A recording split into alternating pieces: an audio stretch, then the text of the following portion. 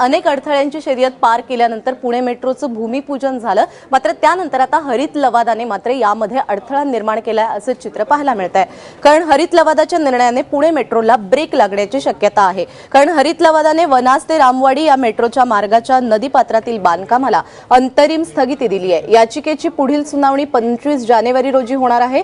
वनाज ते रामवाडी हा मार्ग 14 किलोमीटर लांबीचा आहे। त्यापैकी केवळ डेक्कन ते डेंगळे या पुलावरच्या 1.7 किलोमीटरचा मार्ग नदीपात्रातून जातो। मेट्रो मार्ग नदीपात्रातून नेऊ नये यासाठी सामाजिक कार्यकर्त्या आणि राज्यसभा खासदार अनु आगा, सारंग यादवाडकर, आरती किर्लोस्कर यांनी याचिका दाखल केली होती। त्यानंतर न्यायमूर्ती UD साळवी आणि डॉक्टर अजय देशपांडे यांनी नदीपात्रात मेट्रोचं बांधकाम करण्यास स्थगिती दिली आहे। हा राजकीय कारणासाठी नाही तर पर्यावरणाच्या दृष्टिकोनाने खूप महत्त्वाचा असा विषय आहे आणि पुण्यात मेट्रो होणं हे आवश्यक आहे। लोकांच्या सोयीसाठी पण मेट्रो असणं आवश्यक आहे। मेट्रोला याचिकाकर्त्यांचा कोणताही विरोध नाही, परंतु नदीपात्रातून जो रस्ता दाखवण्यात आलेला आहे तो मुळातच आक्षेपार्ह आहे, नदीचे नेहमीसाठीची नासधूस करणार आहे। त्यामुळे पुढच्या 100 वर्षांचा विचार करून नियोजन असलं पाहिजे। या संदर्भात पर्यावरणाची याचिका म्हणून ही याचिका महत्त्वाची आहे।